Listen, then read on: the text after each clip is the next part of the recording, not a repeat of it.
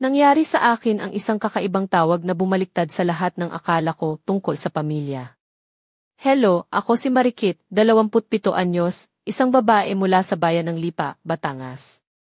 Sa mga araw na madalas akong nakaupo sa lumang sofa sa sala, nakasuot ng makapal na medyas na parang niyayakap ang mga paa ko, hindi ko inasahan na isang tawag mula sa isang lumang numero ang magpapabago ng takbo ng araw ko. Hindi ito galing kay nanay, ni kay best friend kong si Luningning, o kahit sa delivery ng paborito kong pansit canton na in-order ko ilang minuto lang ang nakalipas. Ang numerong iyon, nagsimula sa 119, isang pamilyar na kombinasyon na matagal ko nang naitatago sa isip, mula pa noong bata pa ako. Tumigil ang tunog ng ulan sa bintana at pumailan lang ang isang kakaibang katahimikan sa dibdib ko nang sagutin ko ang tawag. Marikit, mahina niyang tinawag, may halong pagod at lungkot ang boses. Hindi ko sinabi tatay, hindi ko sinabi ama, ni itay man lang, parang natutunan ko mula sa 12 taong gulang na edad ko na huwag gamitin ang mga salitang iyon, parang isang ritual ng pamamaalam. Pwede ba akong dumalaw? Sandali lang, ayokong makaabala pero wala na akong iba. Tumingin ako sa orasan. Ang ulan ay dumadaloy pa rin sa bintana, ang kape ko ay lumamig, ang damit ko'y gusot na parang panangga sa mga araw na mahirap. Ako, si Marikit, 27 taong gulang, single, independenteng babae na may trabahong sapat ang sahod. Naramdaman ko muli ang bigat ng pagkawala, hindi na may dalang bulaklak kundi ang amoy ng luma at pagkukubli ng luha. Sige, sagot ko. Ibinigay ko ang eksaktong address ng maliit kong apartment sa poblasyon. Makalipas ang 30 minuto, naroon na siya sa pintuan. Nakayuko, tila nagtatago sa makipot na pasilyo ng gusali. Ang buhok niya, dati maayos at maitim, ngayon ay may puting hibla na parang pininturahan ng padulas. Nakasuot pa rin ang lumang Amerikana na may butas sa buton sa kaliwang bahagi, hawak ang isang bag na sira-sira, para bang dinadala ang buong buhay sa isang sako. Pumasok ka, sabi ko, inalis ang sarili ko para makadaan siya. Dahan-dahan siyang pumasok, tila natatakot na basagin ang anumang bagay. Ang amoy ng tabako ay sumunod sa kanya. Tumingin siya sa paligid, sa sofa na binili ko noong sale, sa mga libro na hindi ko pa nababasa ng buo, at sa litrato namin ni nanay na nakasabit sa dingding ng pasilyo, kuha sa Batangas noong 2018. Huminto siya sa harap nito, hindi nagsalita. Umupo ka, utos ko, itinuturo ang sofa. Gagawa ako ng tsaa. Umupo siya, nanginginig ang mga kamay. Nilagay ko ang takure sa kalan, bumaling ng pabalik habang dama ang bigat ng katahimikan na tila nababalot kami ng basang kumot. Nang bumalik ako dala ang 2 tasa, isa para sa akin at isa para sa kanya, hindi niya ininom. Hawak niya ang tasa na parang sagrado. Sabihin mo, sabi ko habang umupo sa tabi niya, hindi masyadong malapit. Hindi mo kailangang magpanggap na bumisita ka lang. Ano ang nangyari? Huminga siya ng malalim, tila itinago ng maraming taon na hininga ang lumabas. Iniwan niya ako, Marikit. Hindi kami nagdiborsyo, naglaho lang siya. Isang sulat sa mesa ng kusina. Hindi ko na kaya. Hindi na ako asawa niya. Dinala niya ang kotse, ang joint account, ang apartment, pati ang aso. Hindi ako nagsalita, mahigpit kong hinawakan ang tasa. Binaligya ko lahat, ang hardware store, ang bahay sa tabing dagat, lahat. Pero ang mga utang, mas malaki pa. Nilamon ako ng interes. Halos wala na akong natira. Lumingon siya. Nahulog ang isang luha. Hindi niya iniling ang sarili. Wala na akong matuluyan, Marikit. Wala na akong ibang tao. Ikaw na lang ang naiwan. Tumigil ang tsaa sa pagitan namin. Patuloy ang ulan.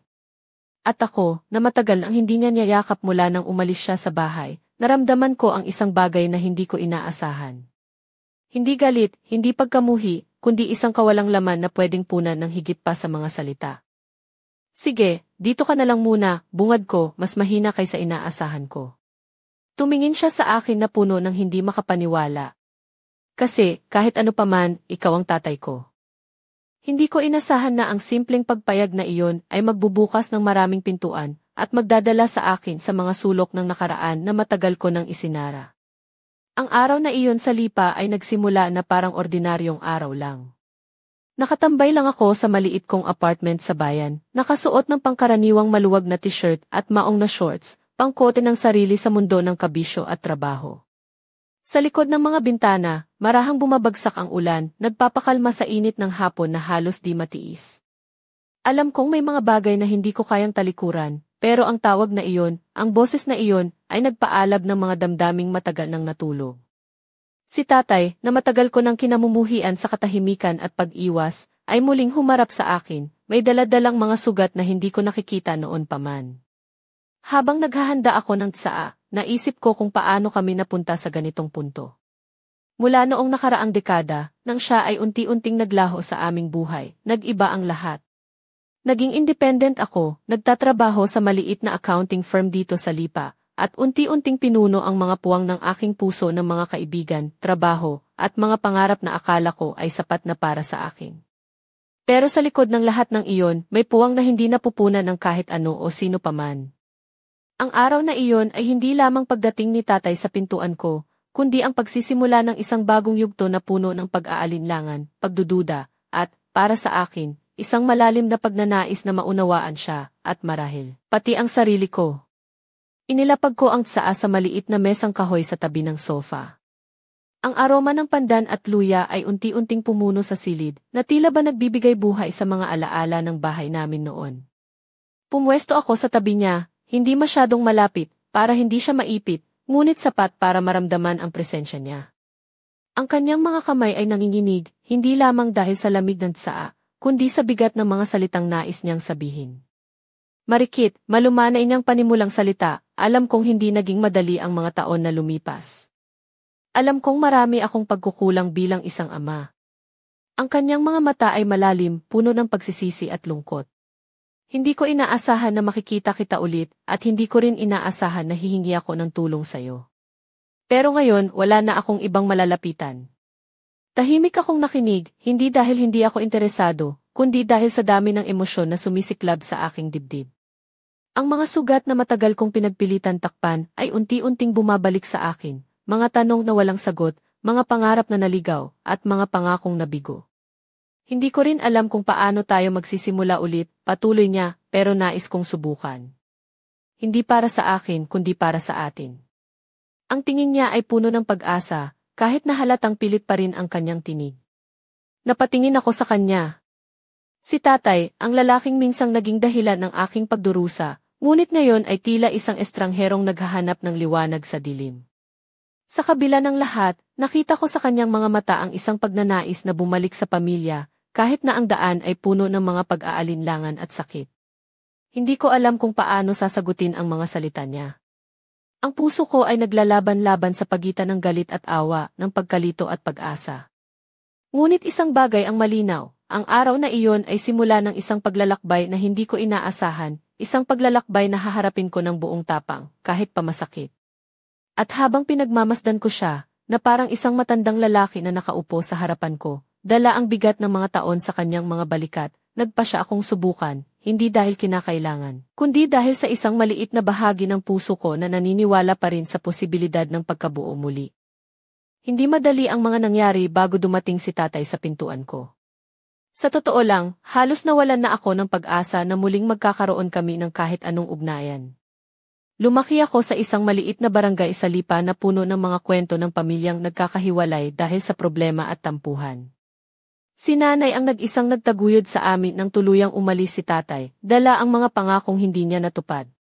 Naging mahirap ang buhay, pero pinilit naming maging matatag. Sa mga gabing nag-iisa ako sa kwarto, madalas kong iniisip kung paano kung nagbago siya, kung bumalik siya, kung tinanggap niya pa rin ako bilang anak. Minsan, habang hawak ang lumang retrato namin ni nanay at tatay noong bata pa ako, naiisip ko na baka masaya na sana kami noon kung hindi lang siya naglaho. Ngunit mas madalas ay naiinis ako sa kanya, sa kanyang pag-iwan, sa mga araw na walang tawag, at sa mga taon na nagdaan na parang wala akong ama. Isang gabi, habang umaambon sa labas, natanggap ko ang tawag mula sa numerong iyon na kinatatakutan ko at inaasam. Hindi ko alam kung bakit siya ngayon nagsimula muling maghanap sa akin, ngunit mabilis na pumailan lang ang kaba at pag-asa sa puso ko. Ang tawag na iyon ay parang isang ilaw sa gitna ng dilim na matagal ko nang nararamdaman sa aking buhay.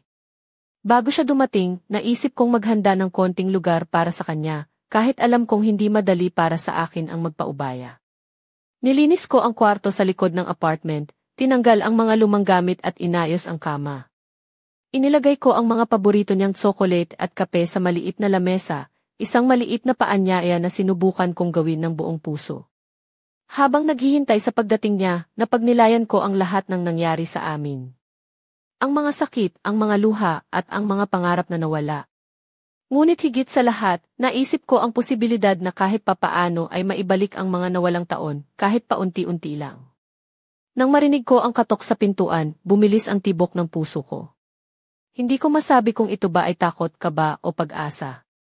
Ngunit nang buksan ko ang pinto at makita siyang nakatayo roon, may dalang bag na luma at mga mata na puno ng pagod, alam ko na hindi na ako makakailang muli.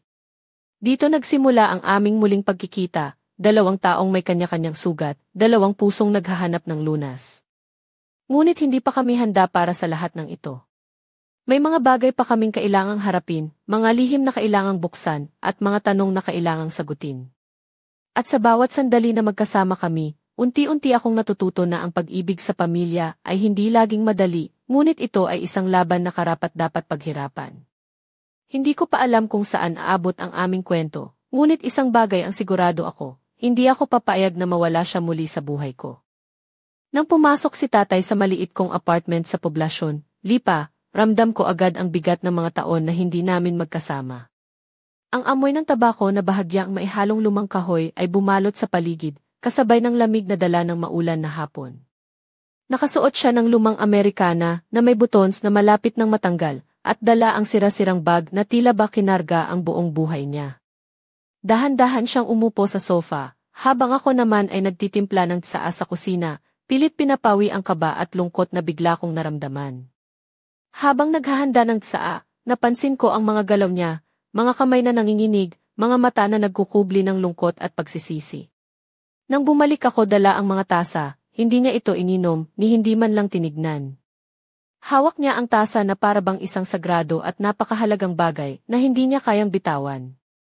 Umupo ako sa tabi niya, hindi masyadong malapit para hindi siya maipit, ngunit sapat para maramdaman ang bigat ng katahimikan na bumalot sa amin.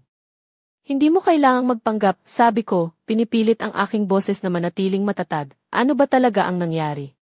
Huminga siya ng malalim, parang hinihigop ang lahat ng hangin na natira sa kanyang baga. Iniwan niya ako, Marikit. Hindi kami nagdiborsyo. Naglaho lang siya, nag-iwan ng sulat sa kusina. Hindi ko na kaya. Dinala niya lahat, ang sasakyan, ang bahay, pati ang aso. Napatingin siya sa sahig, tila nahihirapang harapin ang mga salita na lumalabas sa kanyang bibig. Hindi ko alam kung ano ang sasabihin. Ang mga luha ay hindi ko pinayagan na pumatak, bagkus mahigpit kong hinawakan ang tasa sa aking mga kamay. Binaligya ko ang lahat ng ari-arian namin, ang hardware store, ang bahay sa tabing dagat. Pero ang mga utang mas malaki pa. Nilamon ako ng interes. Wala akong natira, patuloy niya, na tila ba sinasabi ang kanyang buong pagkabigo. Napatingin siya sa akin, may isang luha na dahan-dahang bumagsak sa kanyang pisngi. Wala akong matuluyan, Marikit. Wala na akong ibang malalapitan. Ikaw lang ang natira. Dumilim ang paligid sa loob ng aking puso. Ang ulan sa labas ay patuloy na bumabagsak, tila ba kasama sa pagluha ng aming mga puso. Sa kabila ng galit at sakit na matagal kong itinago, may isang bahagi sa akin na naantig. Hindi ko inasahan na mararamdaman ko muli ang init ng presensya niya, ang bigat ng kanyang pangungulila. Dito ka na muna, mahinang sabi ko, na para bang ako mismo ay nagulat sa aking mga salita. Tumingin siya sa akin na maihalong pagkabigla at pag-asa. Kasi, kahit ano paman, ikaw ang tatay ko. Ang mga salitang iyon ay bumalot sa akin ng isang kakaibang init, tulad ng isang tulay na muling nagdurugtong sa amin matapos ang mahabang panahon ng pagkakahiwalay. Hindi ko alam kung paano magsisimula, pero sa sandaling iyon, alam kong ang unang hakbang ay ang pagbukas ng pinto, hindi lamang ng aking bahay, kundi pati na rin ng aming puso. Sa loob ng maliit na silid na iyon, habang ang ulan ay patuloy na bumubuhos sa labas, nagsimula ang isang bagong kabanata ng aming kwento. Isang kwento ng pagkakasundo, ng pag-asa, at ng muling pagtuklas sa kahulugan ng pamilya. Ngunit hindi pa tapos ang lahat. Marami pa kaming kailangang harapin, mga sugat na kailangang paghilumin, at mga alaala na kailangang harapin. Ngunit sa unang pagkakataon sa maraming taon, naramdaman ko na hindi na kami nag-iisa. Hindi ko malilimutan ang mga sandaling iyon, ang unang gabi ni tatay sa aking maliit na apartment sa Lipa. Ang lamig ng gabi ay tila bumalot sa amin, ngunit sa loob ng silid, may kakaibang init na unti-unting sumisingaw mula sa aming presensya. Nang umupo siya sa tabi ko sa lumang sofa, napansin ko ang mga detalye na matagal ko nang hindi pinansin, ang kulubot sa kanyang noo, ang mga puting hibla sa buhok niya, at ang mga kamay na dati ay malakas ngunit ngayon nanginginig. Nakapolo shirt siya na medyo kupas na at maong na pantalon, suot ang lumang tsinelas na tila badala niya mula sa bahay namin noon. Hindi ko mapigilan ang pagtingin sa kanya, sa lalaking minsang naging mundo ko noon, ngunit ngayon tila isang estranghero na may dalang mga sulat ng pagkukulang at pagsisisi. Habang umiinom kami ng tsaan na inihanda ko para sa kanya, napansin kong hindi niya ito natapos. Hawak lang niya ang tasa, tila ba hinahawakan ang mga alaala na matagal nang nais kalimutan. Marikit, malumanay niyang sambit, alam kong maraming pagkukulang ang ginawa ko bilang isang ama. Hindi ko na maibabalik ang mga oras na nawala, pero gusto kong subukan na itama ang lahat. Hindi ko alam kung paano sasagutin ang mga salitang iyon. Ang puso ko ay naglalaban-laban sa pagitan ng galit, lungkot at pag-asa. Ngunit isang bahagi sa akin ang sumigaw na bigyan siya ng pagkakataon. Hindi para kalimutan ang lahat, kundi para subukan na muling buuin ang mga piraso ng aming nasirang pamilya. Habang nag-uusap kami, unti-unti kong naalala ang mga matatamis na alaala, ang mga araw na magkasama kaming nagtatawanan sa tabing dagat, ang mga hapunang puno ng kwentuhan, at ang mga yakap niya na nagbigay ng kapanatagan. Ngunit kasabay nito ay ang mga sugat, ang mga araw na walang tawag, ang mga gabi na nag-iisa ako sa kwarto, at ang mga pangakong napako. Hindi ko alam kung paano sisimulan muli, patuloy niya, pero handa akong gawin ang lahat para sa atin. Napangiti ako ng bahagya, isang ngiti na puno ng pag-asa at tapang. Hindi tayo magsisimula mula sa wala. May mga sugat tayo na kailangang paghilumin, mga salita na kailangang sabihin, at mga pangarap na kailangang buuin muli. Sa gabing iyon, habang ang ulan ay patuloy na bumabagsak sa labas, nagsimula ang aming paglalakbay, isang paglalakbay ng pag-ibig, pagpapatawad, at muling pagtuklas sa kahulugan ng pamilya. Hindi ito magiging madali, pero alam kong sa bawat hakbang na aming tatahakin, unti-unting mabubuo ang mga nasirang piraso ng aming kwento. At sa kabila ng lahat, naramdaman ko na hindi ako nag-iisa, may isang tao na muling nanumbalik sa aking buhay, handang harapin ang lahat ng pagsubok kasama ko. Isang ama na, sa kabila ng lahat, ay naghangad na maging bahagi muli ng aking mundo. Hindi ko inaasahan na ganito kalalim ang epekto ng pagdating ni tatay sa buhay ko. Sa loob ng apartment ko sa Lipa, habang nakaupo kami sa tabi ng maliit na lamesa, ramdam ko ang bigat ng mga taon ng pagkakahiwalay na bumabalot sa amin. Ang mga salita niyang lumalabas sa bibig niya ay tila mga sugat na unti-unting bumabalik, mga alaala na matagal ko nang itinago sa pinakailalim ng puso ko. Habang pinagmamasdan ko siya, hindi ko maiwasang magtaka, paano nga ba siya nagbago?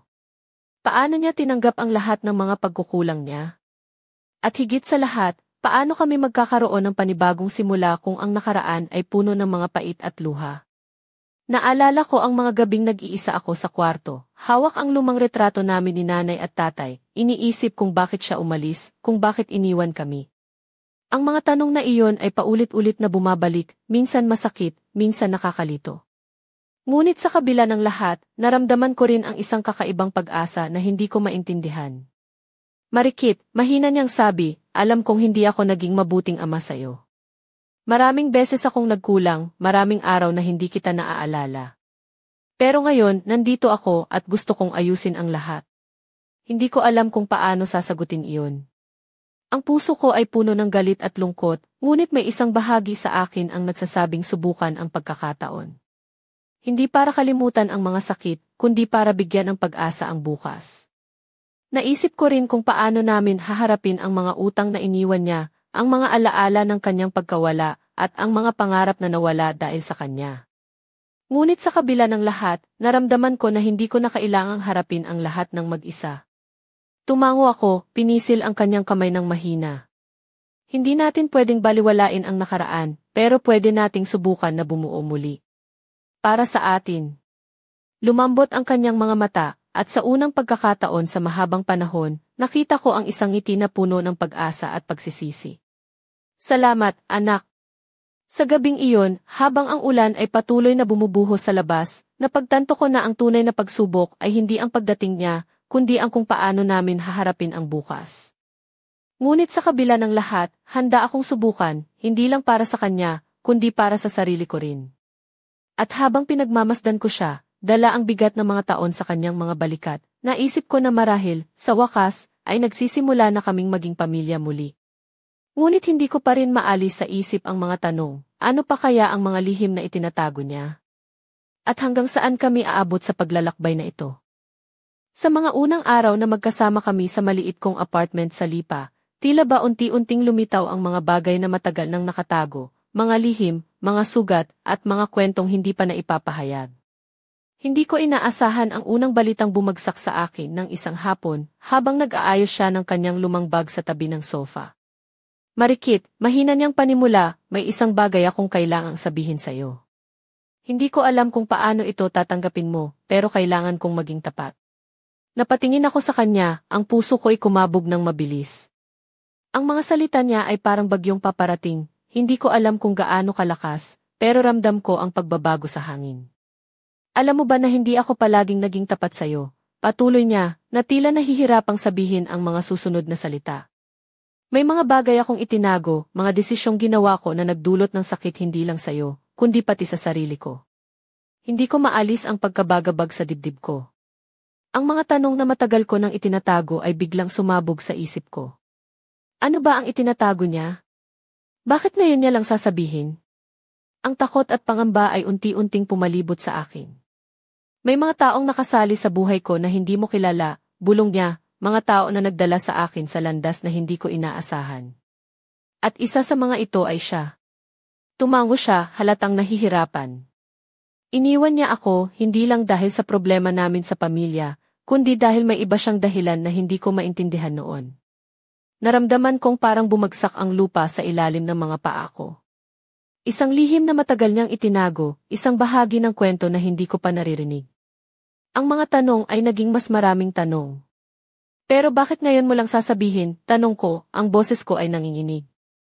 Bakit ngayon mo lang ako nilapitan kung may ganitong mga bagay ka pang hindi nasabi? Tumango siya, ang mga mata niya ay puno ng pagsisisi. Dahil natakot ako. Natakot akong masaktan ka, natakot na baka hindi mo ako matanggap kung alam mo ang lahat. Pero ngayon, nawala na ang takot ko. Kailangan kong maging tapat kahit mahirap. Hindi ko alam kung anong sasabihin ko. Ang mundo ko ay unti-unting nagiging gulo, puno ng mga lihim at kwentong kailangang harapin. Ngunit sa kabila ng lahat, naramdaman ko na isang hakbang ito, isang simula ng katotohanan na kailangang pagdaanan. Habang naglalakad ang gabi sa paligid namin, naramdaman ko ang bigat ng mga salita niya, at ang pangakong kahit na anong mangyari, hindi kami titigil sa paglalakbay na ito. Ngunit tanong ko sa sarili, handa ba akong harapin ang mga lihim na ito? At hanggang saan aabot ang aming pagtuklas sa mga ito?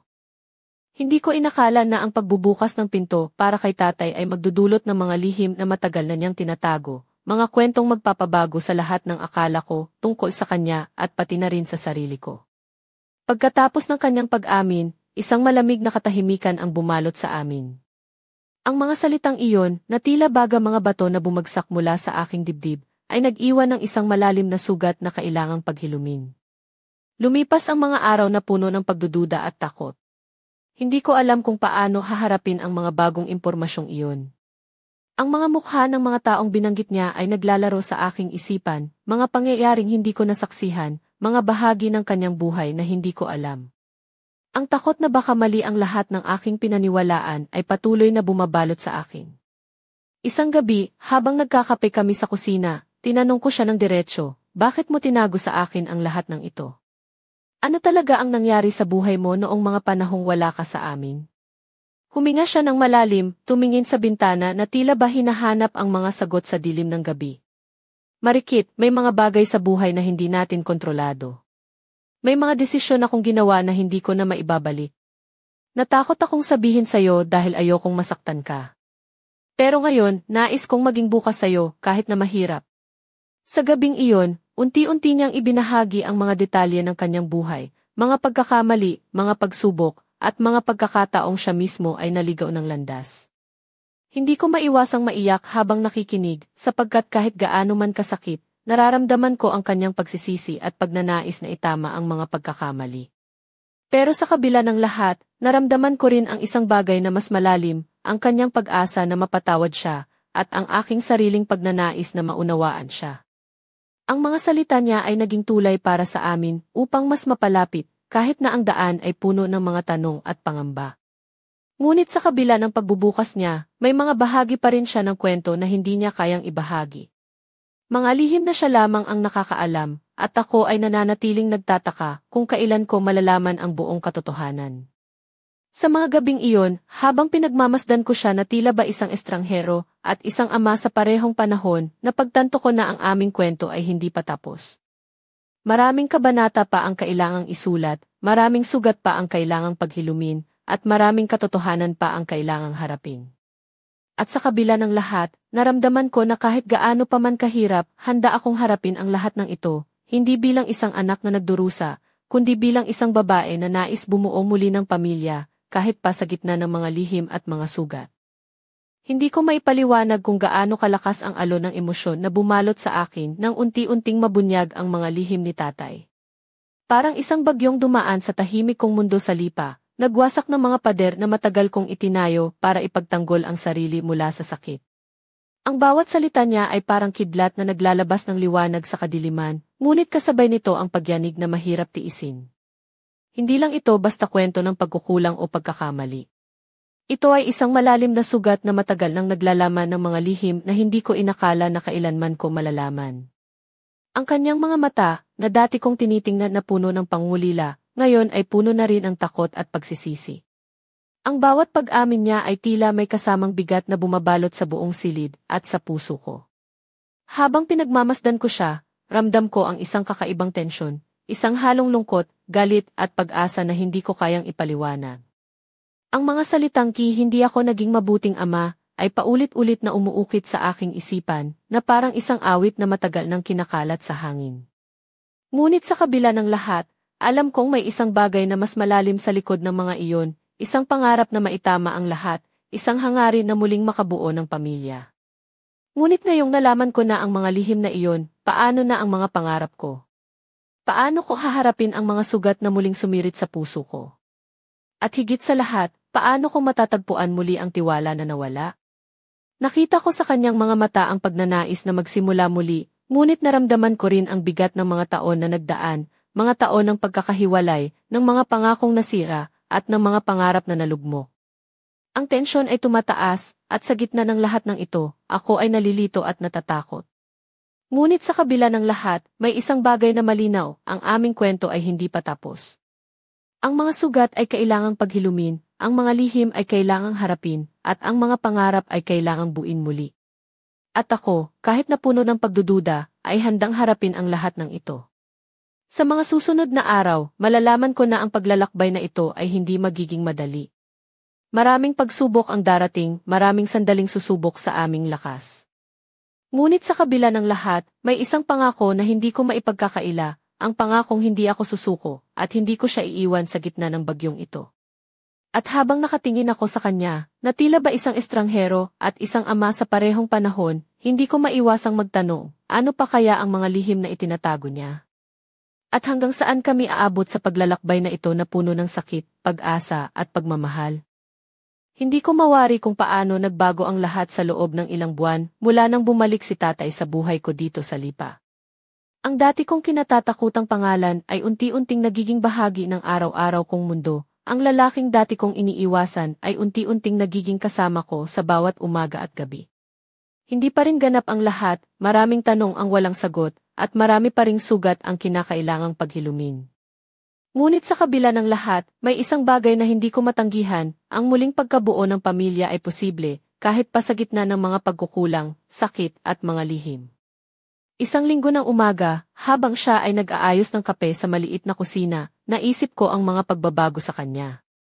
Ang Amerikana niyang dati ay may buttons na maluwag, ngayon ay maayos na nakatali, ang bag na sira-sira ay napalitan ng mas matibay, at ang mga matang dati ay puno ng lungkot ay unti-unting nagkaroon ng ningning ng pag-asa.